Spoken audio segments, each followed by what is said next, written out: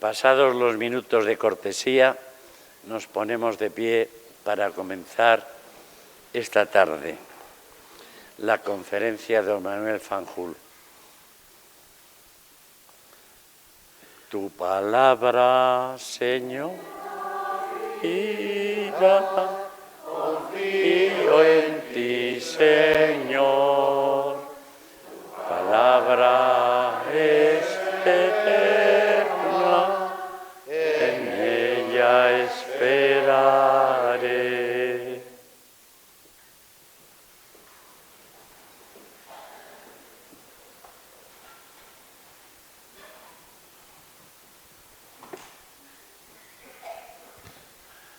Como pueden observar, tenemos la presentación de la conferencia de esta tarde que está a cargo del don Manuel Fanjul, director general de publicaciones de la Conferencia Episcopal Española y director de los libros litúrgicos. Es el que más sabe en este campo.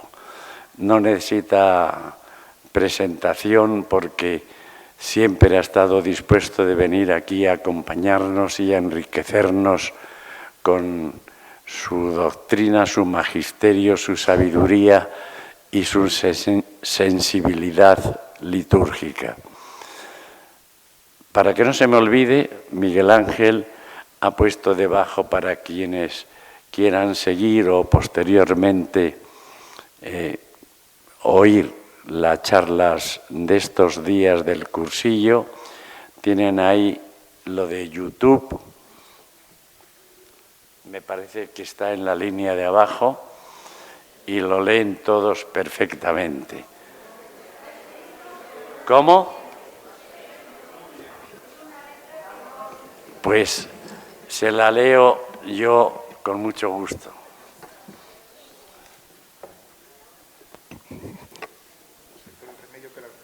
YouTube del Seminario Conciliar, luego tienen que poner cursillo de liturgia febrero 2015. Ahí lo encontrarán. Lo mismo que pueden encontrar la de noviembre del año pasado, del 2014. Y el resto. Creo que esto es un servicio y un enriquecimiento para todos.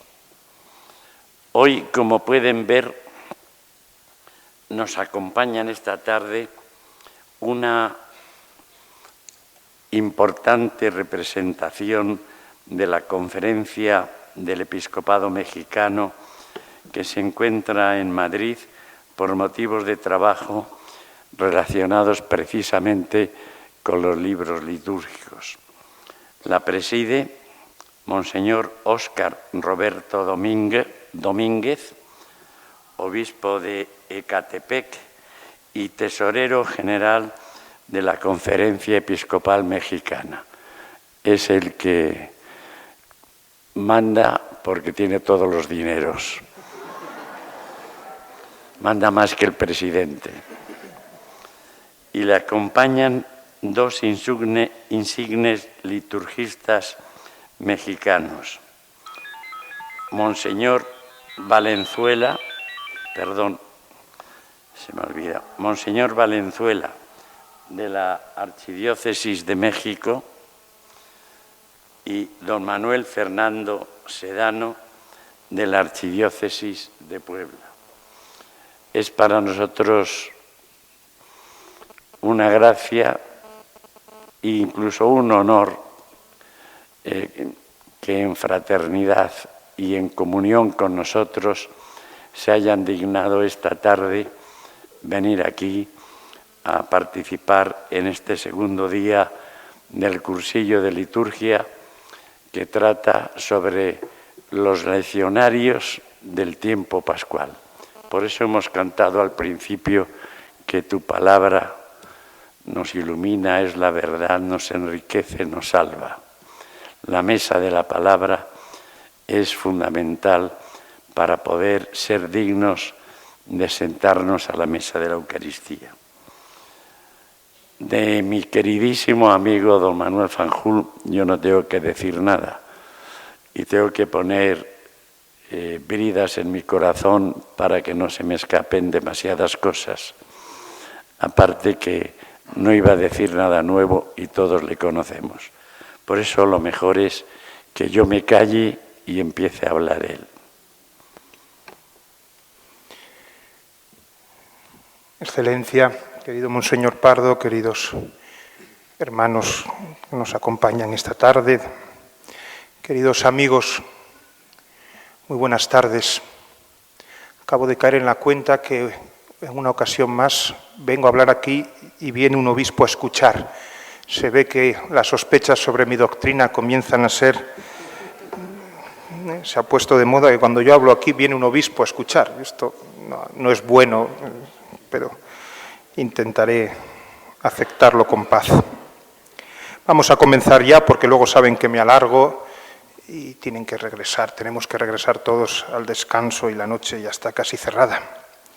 A modo de introducción, para hablar del leccionario del tiempo pascual. Ahora que toda la urbe y el orbe viven pendientes de otro sínodo, el sínodo de la familia, en estos tiempos en que todo pasa demasiado deprisa y todo se olvida demasiado pronto, quisiera comenzar esta charla con una anamnesis, con un recuerdo. Y es que la Iglesia celebró no hace demasiado tiempo también un sínodo dedicado a la palabra de Dios. No sé si algunos lo recuerdan, fue en el 2008, es decir, hace mucho tiempo, como pasa hoy el tiempo. Aquella fue una magnífica ocasión para profundizar en la fuerza de la palabra de Dios en el mundo de hoy. Y aquel sínodo fue seguido de la exhortación apostólica Verbum Domini de Benedicto XVI, un documento de primera mano en vista al conocimiento, la difusión y la comprensión de la palabra de Dios, que no debería acabar en el Alzheimer de nuestras bibliografías, estos documentos que todos corremos prestos a comprar cuando aparecen, casi tan prestos como a colocarlos en la estantería donde dormirán el sueño de los justos, esperando que vuelva el Señor. Deseo también hoy recordar el congreso que tuvo lugar en Madrid hace ya 4 años, justos los días 7, 8 y 9 de febrero de 2011, bajo el título La Sagrada Escritura en la Iglesia, con motivo de la presentación de la Sagrada Biblia de la Conferencia Episcopal Española. Permítame este inicio un poco de abuelo cebolleta, pero son hitos que son importantes recordar y tener presentes porque me servirán de apoyo para introducir la charla de esta tarde.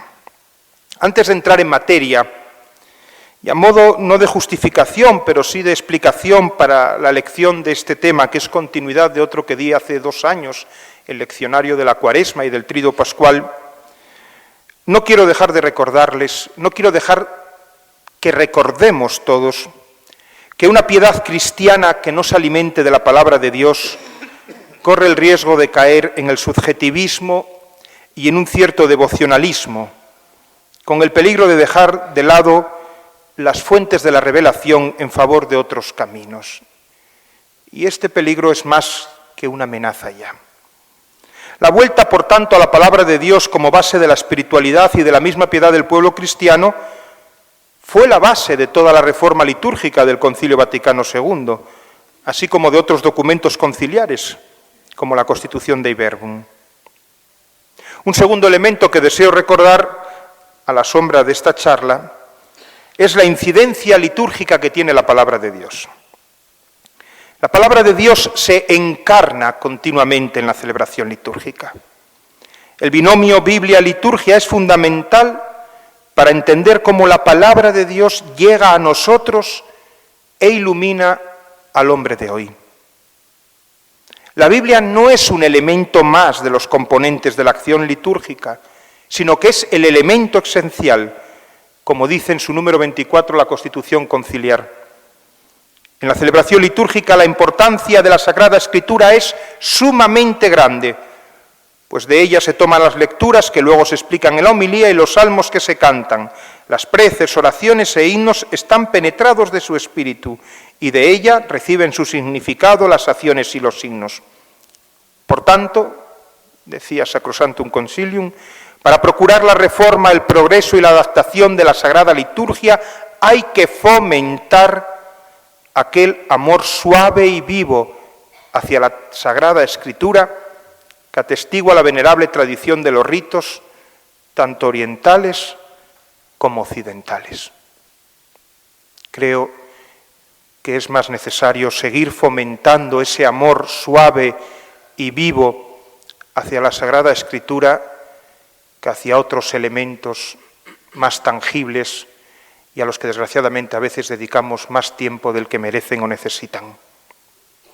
El binomio Biblia-liturgia a lo largo de los siglos se ha enriquecido mutuamente, de modo que se ha podido decir que la liturgia es la Biblia transformada en palabra proclamada y en palabra rezada y actuada.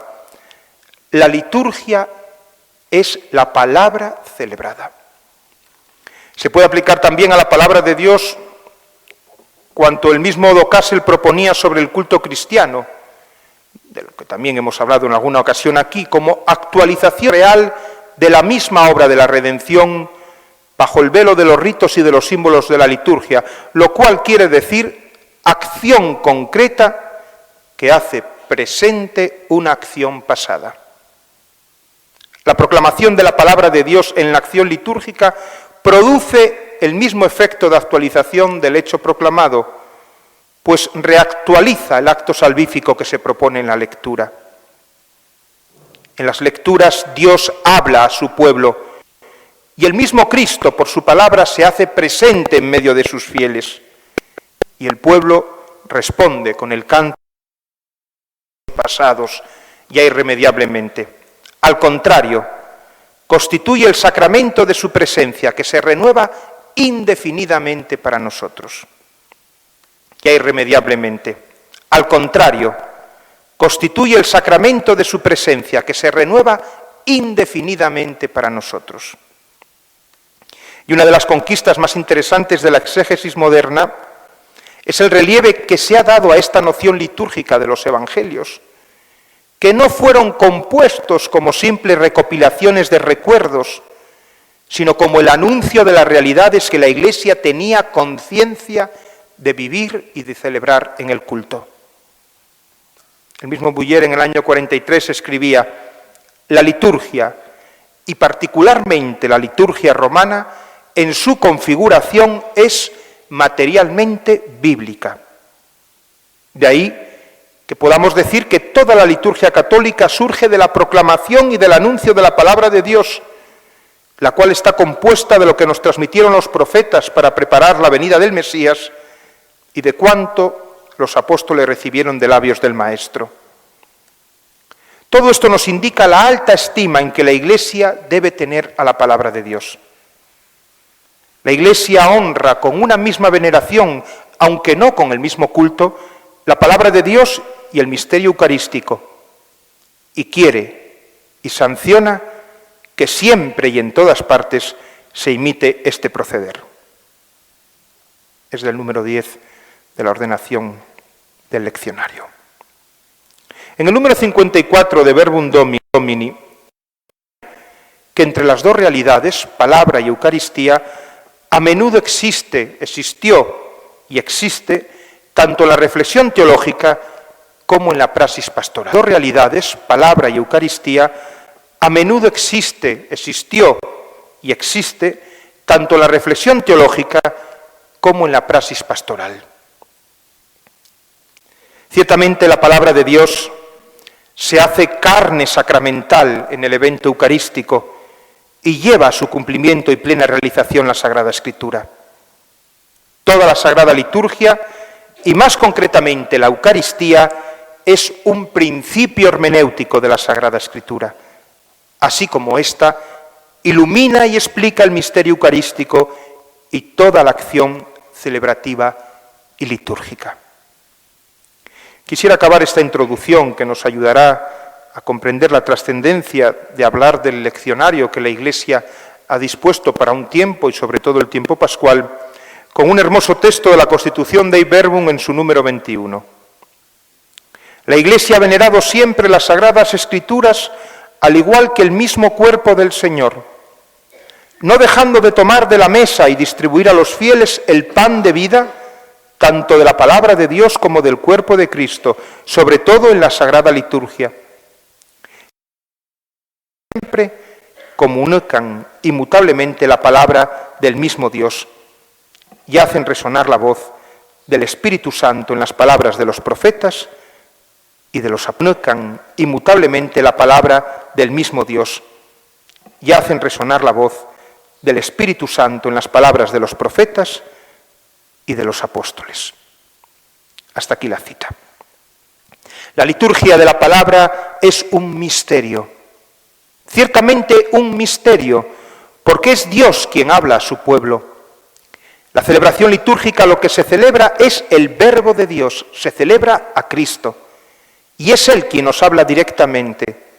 Más aún, es Él quien toca la puerta para entrar, y si le abrimos, entrará y cenará con nosotros. El Espíritu tiene también su papel, actúa en nuestro favor e ilumina todo este proceso. Así, la inteligencia de la fe puede suplir las ignorancias que tengamos de las Sagradas Escrituras. La Iglesia sigue gozando y viviendo de este misterio de la palabra que se encarna en la celebración y que vive en los celebrantes. Pues bien, recordado esto que sabemos todos, pero que nos ayuda también a comprender, un segundo recordatorio sobre el leccionario, el libro signo de la palabra de Dios. El libro signo de la presencia de la palabra de Dios en la liturgia es el leccionario, y recuperarlo como libro litúrgico propio por la reforma litúrgica ordenada por el Concilio Vaticano II fue uno de sus mayores logros. La Biblia, lo sabemos todos, no es todavía el leccionario, que supone ya una selección y ordenación de los pasajes bíblicos de cara a la celebración. Al Concilio Vaticano II le debemos que hoy podamos contar con el más grande y rico leccionario de la palabra de Dios de toda la historia de la liturgia de la Iglesia. Todo el Nuevo Testamento y gran parte del Antiguo se encuentran dispuestos para nutrir la fe de las comunidades en todo el conjunto de leccionarios que están actualmente en vigor. Los leccionarios de la misa, de los diferentes rituales de sacramentos y sacramentales, y el leccionario del oficio divino. Es lógico que fuera así. No en vano en el concilio desembocaron dos grandes movimientos que han sido extraordinariamente beneficiosos para la Iglesia, el bíblico y el litúrgico. El concilio, en efecto, como acabamos de escuchar en Dei Verbum, resaltó la importancia objetiva de la presencia de la palabra de Dios en la liturgia. Sacrosanctum Concilium afirmaba que a fin de que la mesa de la palabra de Dios se prepare con más abundancia para los fieles, ábranse con mayor amplitud los tesoros de la Biblia, de modo que en un periodo determinado de años se lean al pueblo las partes más significativas de la Sagrada Escritura. Los tesoros bíblicos que mandaba hablar el concilio no son otra cosa que la palabra de Dios fijada por escrito en las Escrituras bajo la inspiración del Espíritu Santo. Del leccionario, dice el concilio en Dei Verbum, la Iglesia ha venerado siempre las Sagradas Escrituras al igual que el mismo cuerpo del Señor, escuchábamos antes. Pues bien, el respeto y el amor que la Iglesia siente por la Sagrada Escritura, comparado con la veneración hacia el misterio eucarístico, se ha manifestado en los honores que todas las liturgias reservan a la proclamación de la palabra y de modo particular al Evangelio. Como todos sabemos, el evangeliario es llevado entre luces, incensado, besado, colocado sobre el altar, mostrado al pueblo e incluso, cuando presidan los obispos, con él se bendice a los fieles y para él se reservan también las mejores encuadernaciones y las cubiertas más preciosas y artísticas. Ahora bien, que exista un libro que es signo y que es el leccionario no es un mero recurso práctico para tener ordenadas las lecturas cómodamente y no tener que buscarlas cada día en un calendario de las celebraciones. El leccionario es ciertamente el resultado de un trabajo de labor de selección y de sistematización de los textos bíblicos. Sin embargo, el leccionario es mucho más que todo esto. El leccionario existe desde el momento en que la Iglesia quiere celebrar a su Señor no con ideas abstractas, sino en los acontecimientos históricos de su vida terrena, en los que se llevó a cabo nuestra salvación. Precisamente la justificación del leccionario, ahora que hay aquí bastantes canónigos lo decimos, todos sabemos que Cristo funda los canónigos en el huerto de los olivos, ¿no? Cuando les dice dormid y descansad. Bien, pues voy a decirles dónde está insinuada en la Escritura, y precisamente en una escena típicamente pascual, la justificación del leccionario. Es en la aparición del resucitado a los discípulos de Emaús, en el curso de la cual el Señor, comenzando por Moisés y siguiendo por todos los profetas, les iba interpretando en todas las Escrituras cuanto a él se refería. Esta introducción en el misterio de los acontecimientos finales de la vida de Jesús a la luz de las Escrituras del Antiguo Testamento, que realiza el propio Señor con sus discípulos, esa tarea ahora Cristo se la ha confiado a la Iglesia. Y esta, la Iglesia la lleva a cabo desde el mismo inicio de la misma, escrutando los libros santos. Los leccionarios no son el resultado de una labor de mero laboratorio escriturístico. La Iglesia ha necesitado la iluminación del Espíritu Santo, recibido precisamente para comprender las Escrituras, y tiene que poner a sus hijos, bautizados y confirmados por ese mismo Espíritu, en contacto vivo y eficaz con aquellos hechos y aquellas palabras de salvación que Jesucristo proclamó y realizó en su vida terrena, singularmente en su misterio pascual. Y esto lo hace la Iglesia mediante la selección de los textos bíblicos de la liturgia de la palabra, es decir, mediante el orden de las lecturas de cada celebración, además de la homilía cuando ésta es mistagógica y no habla solo del arco iris, es decir, cuando la homilía es verdaderamente una homilía. Por mucho que nos esforcemos, no existe otro modo de recordar, de celebrar y de actualizar la presencia del misterio de la salvación en la Iglesia que recordar, celebrar y actualizar los hechos y las palabras que Cristo realizó para salvarnos. Ahora bien, estos hechos y palabras constituyen el centro de toda la historia de la salvación, pero son también el cumplimiento y la meta de una larga espera y preparación que conocemos como el Antiguo Testamento. Se comprende así entonces que el programa celebrativo contenido en la liturgia de la palabra habitualmente y cuyo conjunto forma el leccionario se basa fundamental y esencialmente en el pasaje del Evangelio que se proclama, en torno al cual se estructura el resto de los textos bíblicos. Cristo es el centro de toda la Escritura y es el que le da unidad y sentido a toda la Escritura, tanto a lo que llamamos Antiguo Testamento como a lo que llamamos Nuevo Testamento. De ahí la necesidad de que las lecturas se proclamen por orden y de manera gradual en el curso del año litúrgico. En esto consiste la razón de ser y la esencia de un leccionario de la palabra de Dios en la liturgia. Por consiguiente, el leccionario es el modo normal, habitual y propio que tiene la Iglesia de leer en las Escrituras la palabra viva de Dios, siguiendo los hechos y las palabras de salvación cumplidos por Cristo y narrados en los Evangelios. El Evangelio es el resultado de la profundización y de la interpretación litúrgica que la Iglesia ha ido haciendo y hace en cada tiempo y en cada lugar, guiada por la luz del Espíritu Santo. Esto explica que cada iglesia o que cada rito litúrgico haya tenido no uno, sino a veces muchos leccionarios a lo largo de su historia, y en ocasiones incluso varios simultáneamente. No podemos esta tarde, porque vamos a hablar ya de una vez de lo que hemos venido a escuchar, de la historia del leccionario, pero al menos recordemos la situación previa a la reforma litúrgica del Concilio Vaticano II en lo que al leccionario se refiere. En ese momento, como había sido casi en toda la historia de la Iglesia, nuestra liturgia no conoció más que dos lecturas: la del Evangelio precedida de la llamada epístola, que podía ser una carta o estar tomada de otros libros del Antiguo y Nuevo Testamento.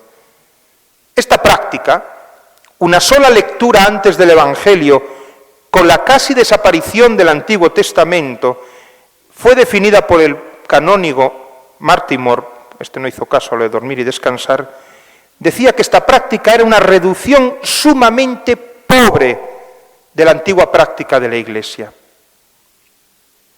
Ciertamente, y prescindiendo de la lengua en que se hacían las lecturas, no podemos olvidar, aunque sea para reconocer lo que tenemos, que el pueblo cristiano tenía un acceso a la Sagrada Escritura en la liturgia limitadísimo. Tengan en cuenta que en todo el año litúrgico apenas se utilizaban 50 pasajes del Evangelio antes de la Reforma litúrgica. Tengan en cuenta que antes de la Reforma litúrgica, pasajes como el Hijo pródigo no se leía nunca en la Sagrada Escritura. Bien, pues se comprende que ante este panorama y de acuerdo a las tradiciones y a la renovación bíblica y litúrgica de la que hablábamos antes, se trabajara con la apertura a la acción del Espíritu Santo y el empeño científico que se hizo para disponer hoy del leccionario que disfrutamos en nuestras celebraciones. Son muchos, a los que me uno sin duda, los que afirman que el leccionario actual es el fruto más precioso de la reforma litúrgica. Pero es que no debemos olvidar, como dije antes, que nuestro leccionario es el más rico y más completo en orden de lecturas de toda la historia de la liturgia en cualquier rito. Bien, dicho todo esto, porque saben que yo empiezo con los prolegómenos y esto es como cuando te atiborran de aperitivos en un banquete y luego a nadie le entra el plato fuerte. Vamos a entrar en materia. Vamos a acercarnos al leccionario del tiempo pascual. Y para ello comenzaré apoyándome en los números 100 al 102, en que la ordenación del leccionario de la misa nos ofrece una descripción de la ordenación de las lecturas de este tiempo.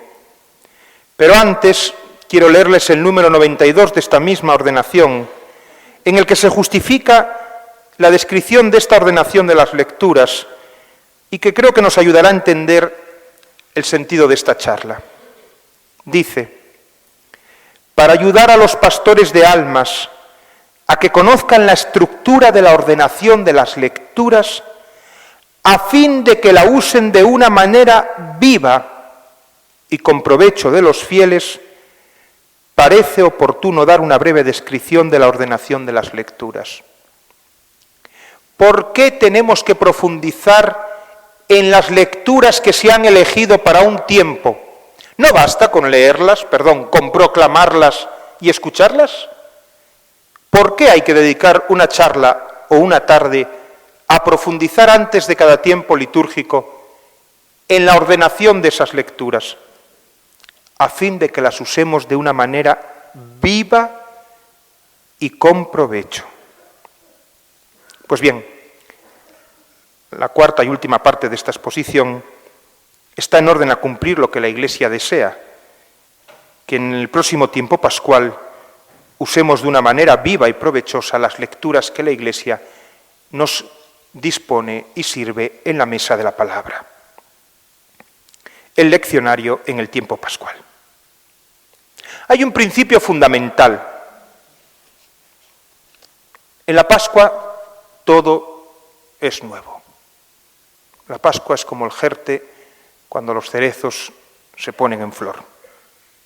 Por ello, y solamente en Pascua, en ninguna celebración se proclama el Antiguo Testamento, sino siempre el Nuevo Testamento. De manera privilegiada, el libro de los Hechos de los Apóstoles, y asumiendo toda la Iglesia la antigua tradición hispano-mozárabe, el libro del Apocalipsis.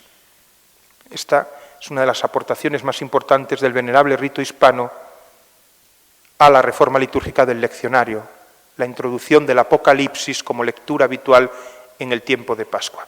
Dígale mañana a don Manuel que he hablado del rito hispano alguna vez.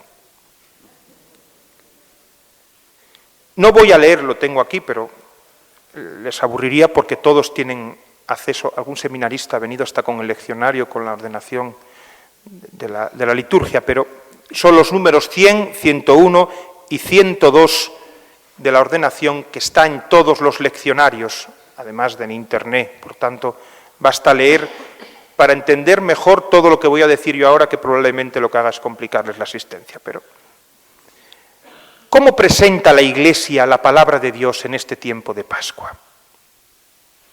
Es lo que queremos considerar, ya que la conmemoración litúrgica de los misterios de Cristo se comprende con mayor plenitud precisamente a la luz de la Sagrada Escritura.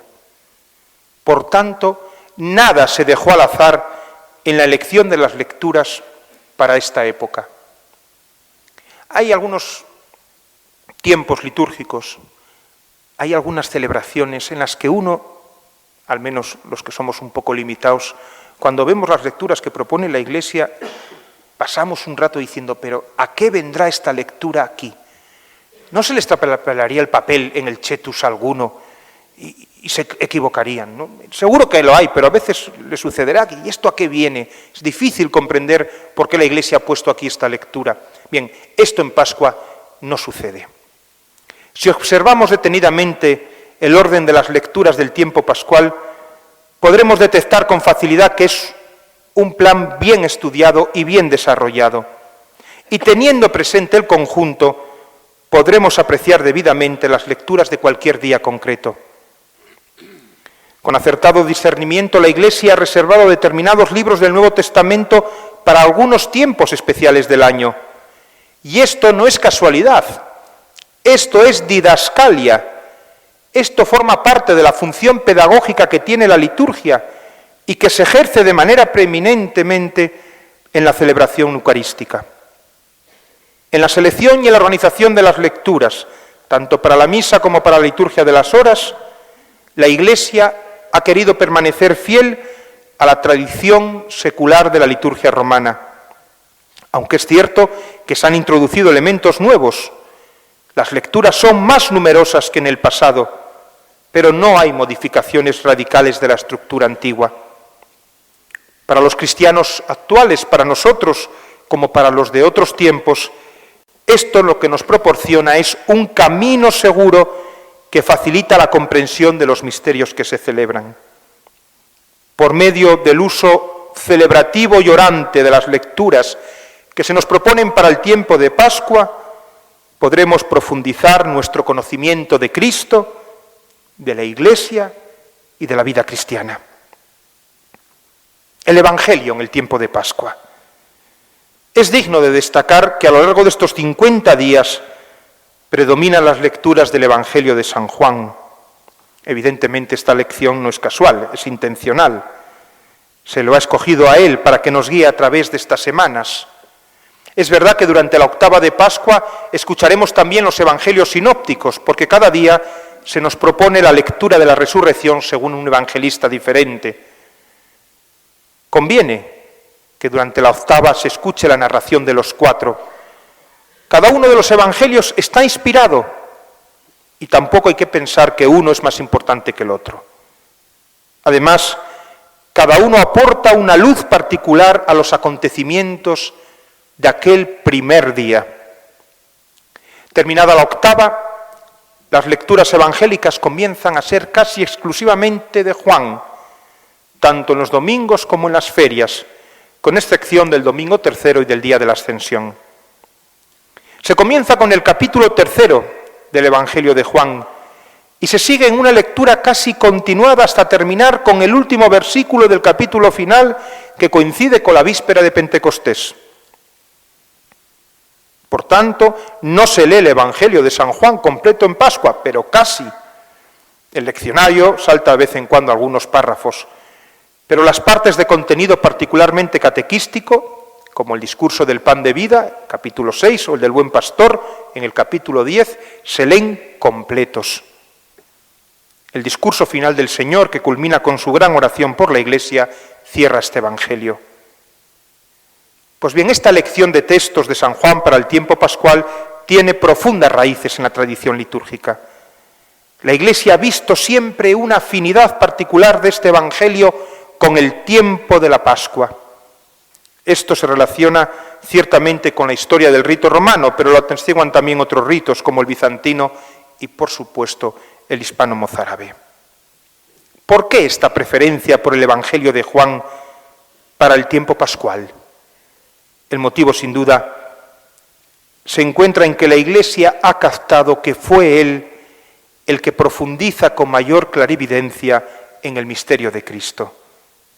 Lo que Él ha oído, visto, oído y tocado, su propia experiencia de la palabra de vida, es lo que Él comparte con nosotros. Con razón a Juan le llamamos el teólogo, ya que muestra los misterios ocultos bajo los acontecimientos externos de la vida de Cristo. Se preocupa de los hechos de la vida de Jesús tanto como cualquier otro evangelista, pero es más consciente de su valor simbólico. Incluso los milagros son para él signos que apuntan a otras realidades misteriosas. Por tanto, se puede decir que San Juan ve el desarrollo entero de la vida de Jesús y lo hace a la luz de su plenitud en la gloria de la Pascua.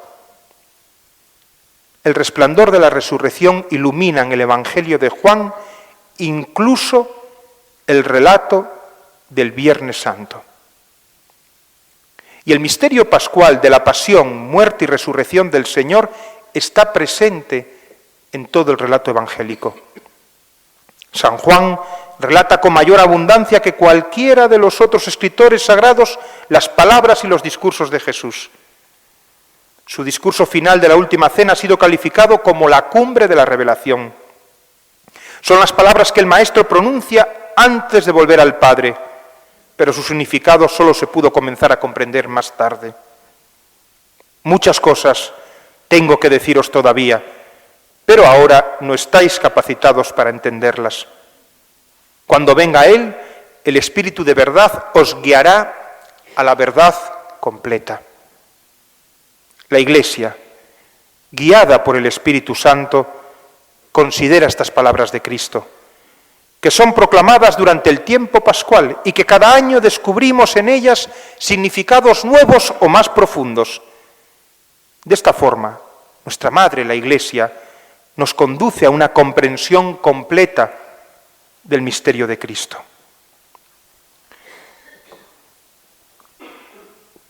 Una anécdota, pero que es expresión de todo lo que acabo de decir, es que en la inmensa mayoría de los zambones, bien como instrumento para colocar el libro, bien como signo, aparece el águila. Muchos zambones, de hecho, son águilas sobre las que se apoya el libro, o muchas veces aparecen en los zambones la figura del águila, la figura de San Juan, dando a comprender precisamente esta clave pascual que da el Evangelio de San Juan a todo lo que se proclama desde el ambón, a todas las lecturas, a toda la Sagrada Escritura. Esta es la razón de la unión del águila con el lugar propio del leccionario, que es el ambón. Los Evangelios de los domingos. Las lecturas de los domingos, incluidos los Evangelios, tienen un orden propio. Así, consideraremos ahora los Evangelios que se leen los domingos, que median entre el de Pascua y el de Pentecostés. El segundo domingo, cuando deponen las salvas los neófitos, el Evangelio nos narra la aparición del Señor al grupo de los apóstoles, incluido ya Tomás. Ocurrió 8 días después, es decir, a los 8 días de la resurrección. por tanto la elección de este Evangelio para ese día pues tampoco es para medalla, ¿no? Desde el punto de vista doctrinal nos habla claramente de la fe. Nos muestra la victoria de la fe sobre la duda y sobre la desconfianza, porque en cada uno de nosotros hay un dudoso Tomás, siempre exigiendo garantías y seguridades al Señor. Esto debe dar paso a una actitud nueva, de fe y de confianza. La confesión de fe, tardía pero significativa del apóstol, debe ser también cada año la nuestra. Señor mío y Dios mío. El tercer domingo los evangelios están organizados siguiendo el orden de los 3 ciclos. Las lecturas de los ciclos A y B se toman de San Lucas. En el año A se relata la aparición de Jesús a 2 discípulos por el camino de Emaús y cómo le reconocieron al partir el pan. El paso siguiente es la continuación del mismo capítulo y el hecho tiene lugar en aquella sala alta en Jerusalén donde el Señor se aparece de nuevo, habla con sus discípulos y come con ellos. El año C se toma de San Juan y nos relata lo que ocurrió a orillas del lago de Tiberíades cuando después de la pesca milagrosa los discípulos reconocen al Señor y comen con Él y Pedro recibe un encargo: apacienta mis ovejas. En cada uno de los 3 evangelios tiene lugar una comida de Cristo resucitado con sus discípulos. La comida expresa intimidad y compañerismo. Aun después de haber vuelto al Padre, Cristo permanece en amistad y familiaridad con sus seguidores. Nada esencial ha cambiado su relación con ellos. El vínculo que unía al Maestro con sus discípulos no se ha roto por la Pascua, se ha fortalecido. Y lo que antes era una relación, ahora es comunión. El énfasis que se pone en la comida sugiere además otro pensamiento. La Eucaristía es el banquete sagrado que preside el Señor. Es la cena Domini. Nosotros somos los invitados, que participamos de su cuerpo y de su sangre. Es un misterio de fe.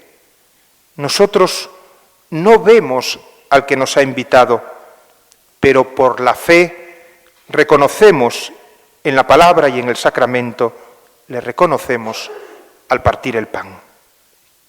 El domingo cuarto se dedica al buen pastor, se llama así, Domingo del Buen Pastor. Las lecturas de los 3 ciclos están también tomados de Juan 10. Toda la liturgia de este domingo está orientada a poner de manifiesto este tema central. Tanto la oración colecta, la segunda lectura, el salmo responsorial, el versículo del Aleluya, la antífona de comunión y la oración poscomunión, todas aluden a Cristo, bonus pastor. La imagen de Jesús, buen pastor, era la que más atraía a los cristianos de los primeros tiempos. Encontramos imágenes pintadas en los antiguos lugares de culto, en las catacumbas y en otros. A veces es un Cristo pastoreando su rebaño en praderas celestiales. Más a menudo está representado por un joven que lleva sobre sus hombros la oveja perdida. Es el buen pastor de los evangelios sinópticos. La Iglesia primitiva encontraba en esta imagen esa tan querida que los cristianos en épocas más recientes han volcado en otras, como la del Sagrado Corazón de Jesús o la de la Divina Misericordia. La lectura evangélica del buen pastor es la más característica del tiempo de Pascua. Cuando meditamos sobre este Evangelio, nos damos cuenta que todas las grandes verdades de nuestra redención están contenidas en este texto. El sacrificio expiatorio de Cristo se expresa en la imagen de un buen pastor que da la vida por sus ovejas. Por tanto, el motivo de su sacrificio es su obediencia amorosa al Padre. Y el objetivo, que tengan vida abundante.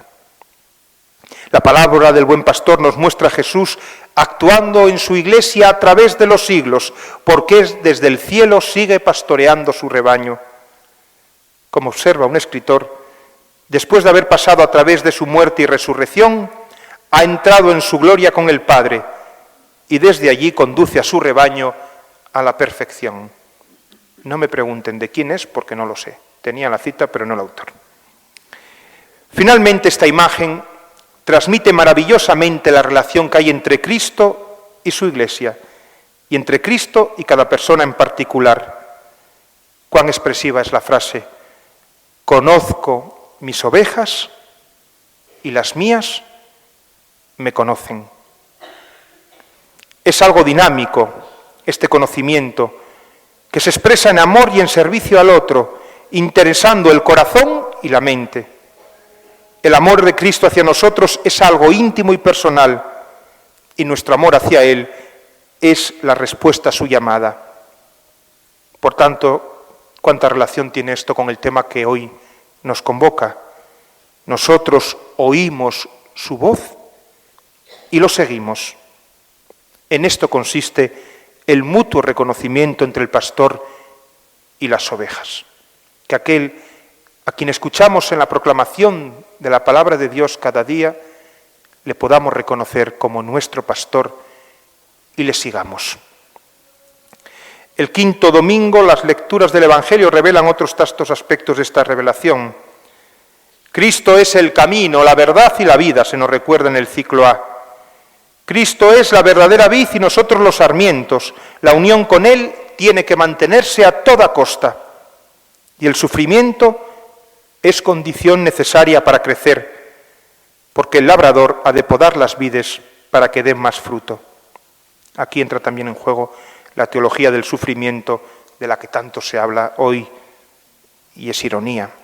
Aunque dice Federico Jiménez Los Santos que en la radio no puede haber ironía, pero lo digo por si alguien lo escucha luego en YouTube. El Evangelio del ciclo C trata del mandamiento nuevo de amarse mutuamente.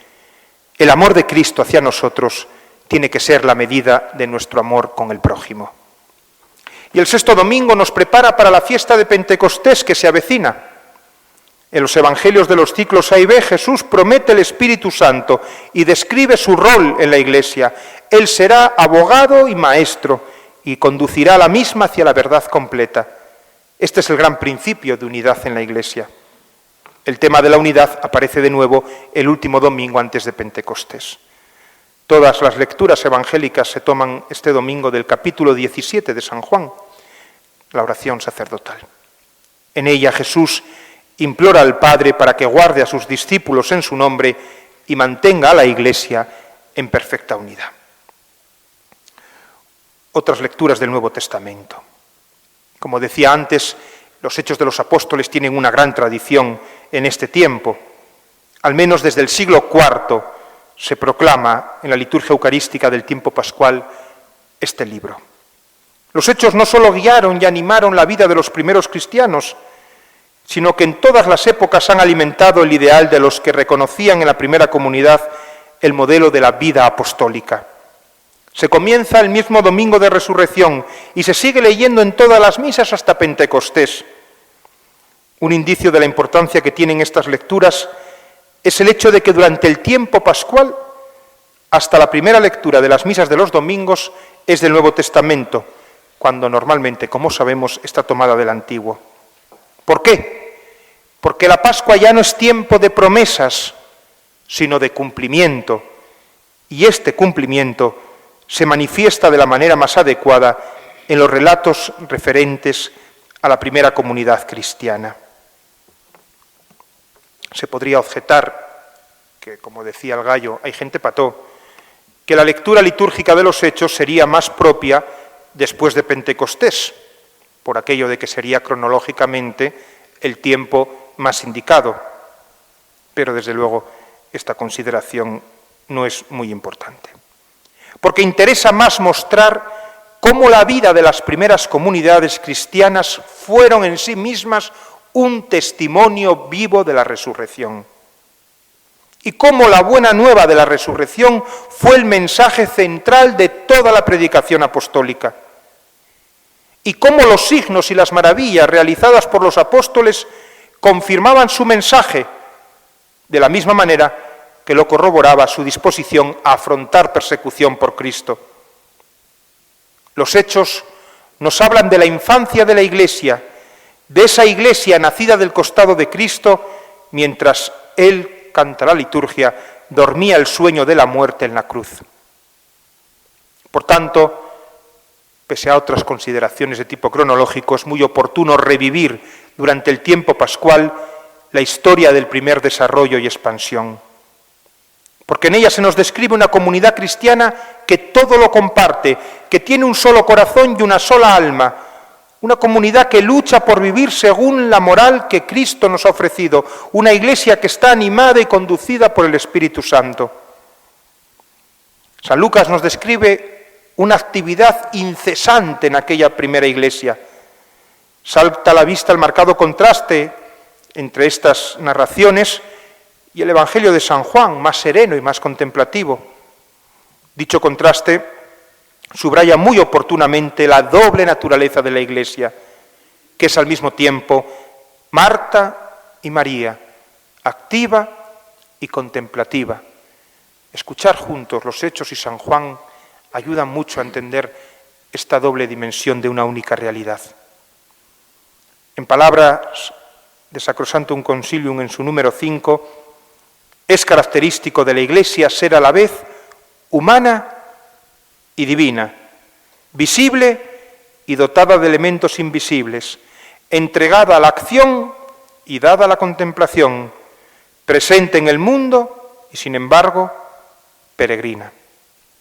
Pues bien, proclamar juntos cada año en la Pascua los Hechos y el Evangelio de San Juan nos proponen una verdadera teología de la Iglesia.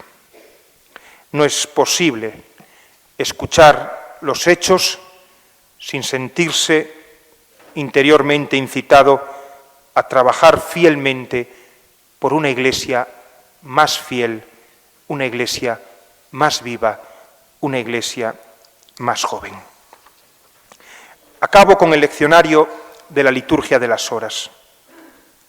La liturgia de las horas, en su oficio de lecturas, utiliza otros libros del Nuevo Testamento para así enriquecer nuestra comprensión del misterio pascual en la vida de la Iglesia.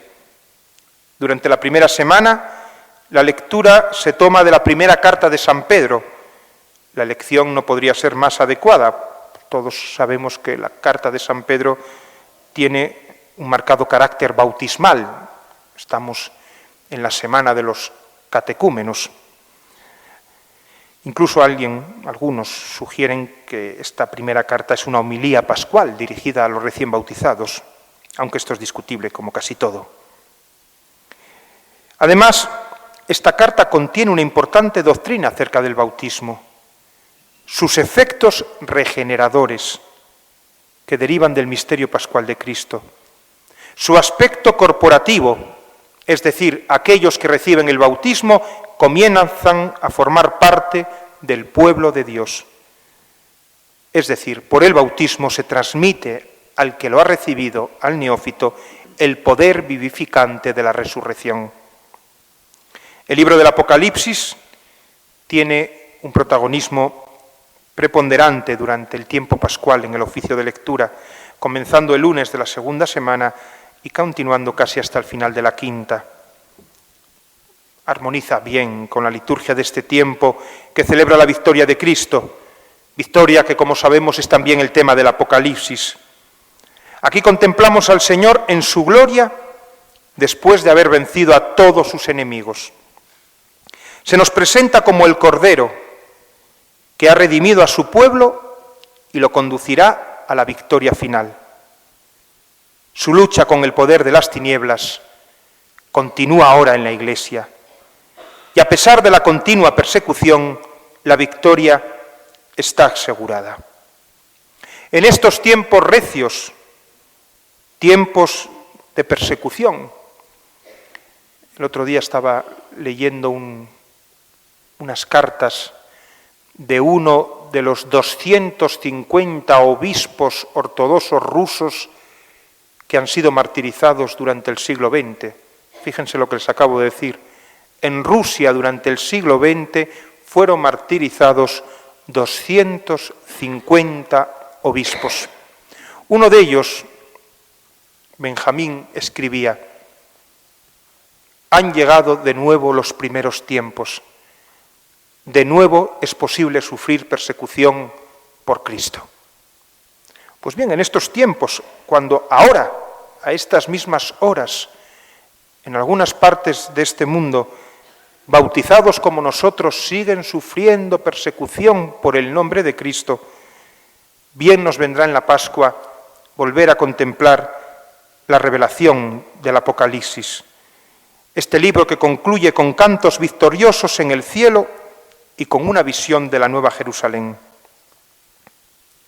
Por fin, en las 2 últimas semanas del tiempo pascual, una vez más el apóstol San Juan se dirige a nosotros con sus cartas a las iglesias.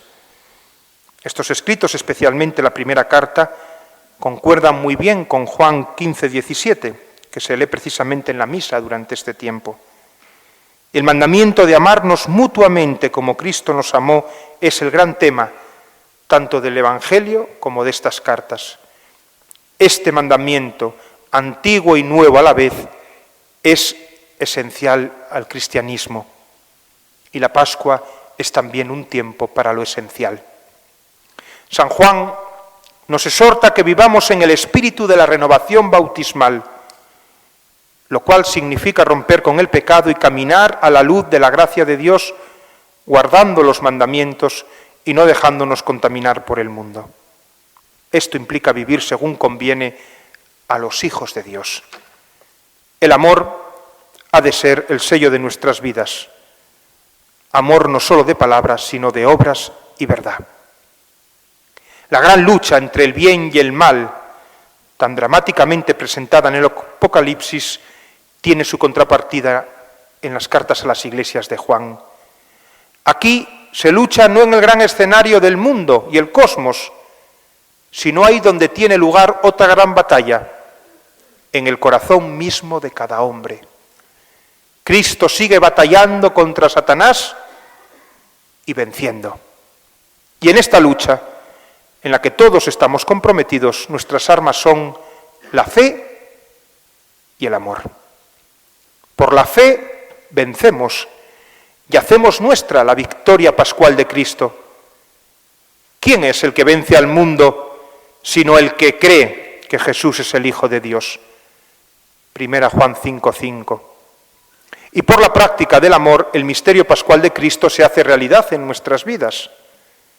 Nosotros sabemos que hemos pasado de la muerte a la vida porque amamos a los hermanos. 1 Juan 3:14. Permítame acabar con la oración después de la comunión que escuchábamos el pasado domingo, 1 de Cuaresma, y que quiero sea un deseo para que todos dispongamos nuestros corazones a acoger el gran don del leccionario de la Pascua que la Iglesia está ya cociendo para servirnos caliente en la mesa. Pero permítame también que vuelva a recordar esta oración de poscomunión no con nuestra versión, sino con la traducción de la versión oficial de la Conferencia del Episcopado Mexicano, como cariñoso guiño a estos hermanos que nos acompañan. A veces el español de México se entiende mejor que el nuestro. Alimentados, Señor, de este pan celestial, se refiere a la Eucaristía que acabábamos de celebrar, que nutre la fe, hace crecer la esperanza y fortalece la caridad, te suplicamos la gracia de aprender a sentir hambre de aquel que es el pan vivo y verdadero, y a vivir de toda palabra que procede de tu boca. Amén. Gracias por su tiempo.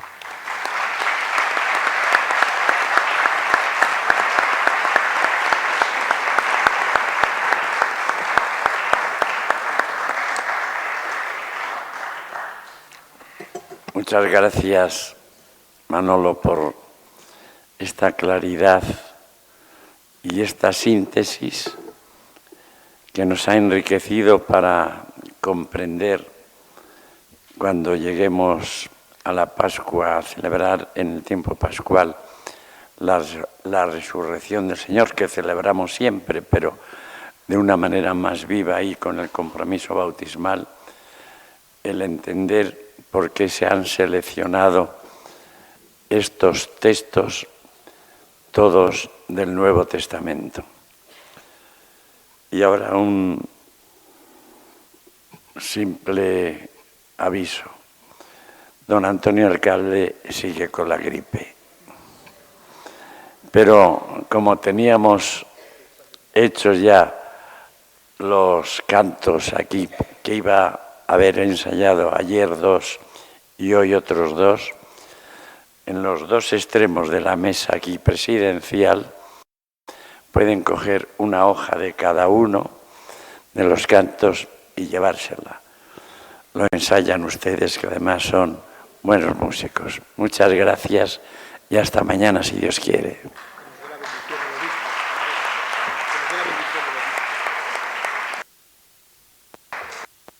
El obispo nos va a dar la bendición antes de que nos marchemos. De pie. No, aquí.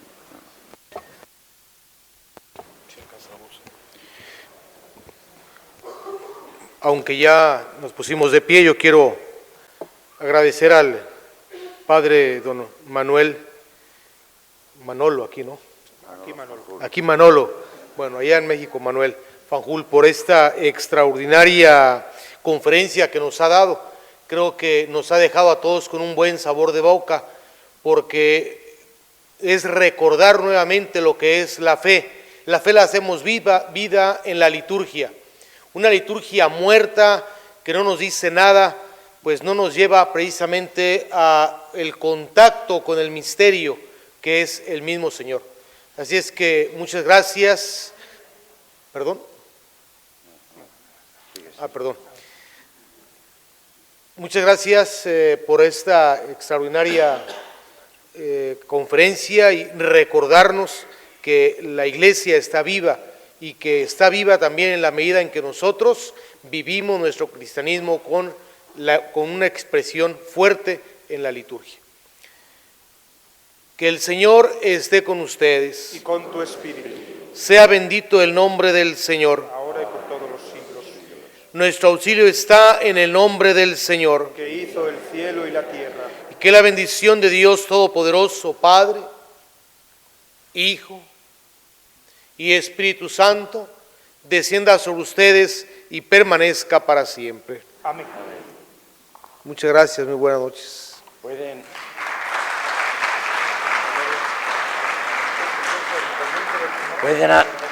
acercarse a...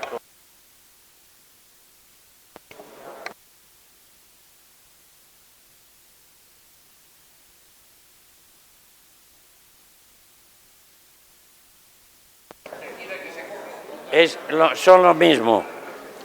Coger